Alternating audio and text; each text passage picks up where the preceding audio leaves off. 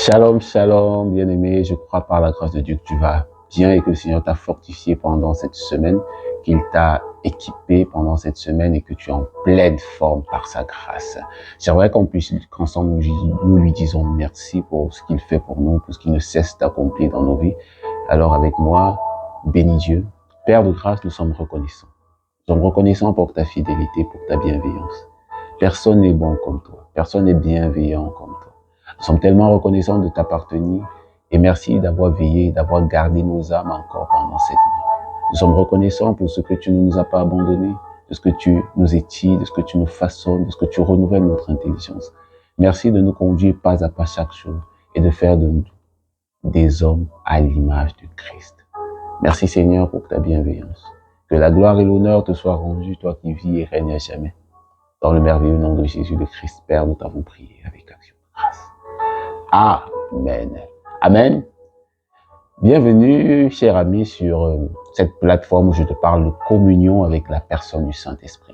Je crois véritablement que ce matin est le jour de ton salut, toi qui n'as pas encore dit oui à Jésus-Christ. Tu sais, la vérité, c'est que tout homme a été créé pour vivre dans la présence de Dieu.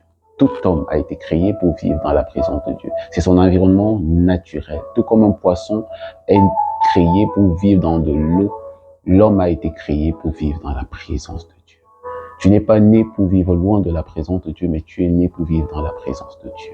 Or, l'homme avec Adam a péché contre Dieu, s'est rébellé contre Dieu, a été éloigné de la présence de Dieu.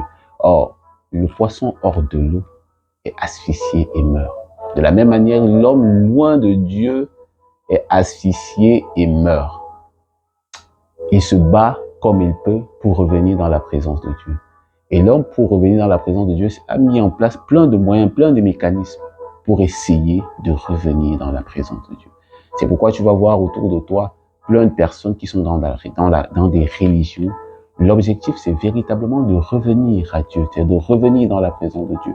L'homme se bat par des moyens, par la prière, par la pratique de bonnes œuvres. L'homme essaie par tous les moyens de revenir dans la présence de Dieu. D'autres, même encore, par la science, essayent de défier Dieu. Ça n'a pas commencé aujourd'hui. Lorsqu'on rentre dans Genèse 11, il y a des gens qui se sont dit qu'ils vont bâtir une tour qui arrivera jusque dans le ciel. L'objectif, c'était de revenir dans la présence de Dieu. Mais l'homme, par ses moyens, essaie autant qu'il peut. Mais la vérité, c'est qu'il ne peut pas atteindre Dieu par ses propres moyens. Et Dieu le sait. Dieu, dans sa miséricorde, a tendu le bras à l'homme, est venu. Il a pris une forme humaine, il est venu au milieu des hommes, il a habité avec les hommes et il a décidé de s'offrir pour que l'homme puisse revenir dans sa présence. Il a tendu son bras et ce bras, c'est Jésus-Christ. Jésus est le chemin, la vérité et la vie. C'est lui qui te réconcilie avec le Père, c'est lui qui te donne la possibilité de revenir dans ton environnement naturel, c'est lui qui te donne la possibilité de reconnecter avec Dieu, le Père. Aujourd'hui, il est possible de revenir dans son environnement naturel, de rentrer dans son environnement naturel, qu'est la présence de Dieu. Mais pour ce faire, tu dois accepter le bras tendu de Dieu, qu'est Jésus le Christ. Il veut te sauver, il veut te ramener dans sa présence. Il veut faire de toi ce conquérant que véritablement tu es. Toi qui es chargé, toi qui es fatigué, toi qui es dépassé par les événements autour de toi, il veut te décharger. Il a dit, venez à moi, vous tous qui êtes chargés et fatigués, et je vous donnerai du repos. Il veut te donner du repos, il veut donner du repos à ton âme. Tu es désespéré, tu as des pensées suicidaires en ce moment, il veut te sauver. Il veut te sauver. Toi qui avais l'habitude d'aller sous des arbres verts pour sacrifier des animaux en permanence, il te dit ce matin qu'il est l'agneau de Dieu qui ôte le péché du monde, qui a été donné, qui a été sacrifié pour le monde entier, pour que tu sois sauvé à jamais.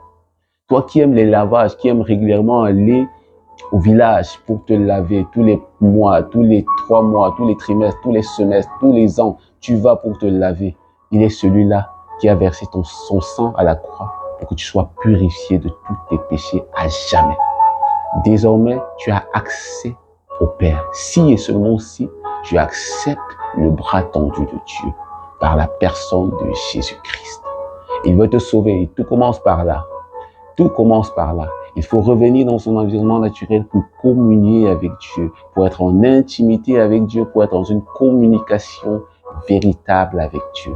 Et ce matin, je t'encourage. Ce matin, si tu entends le son de ma voix, n'endurcis pas ton cœur.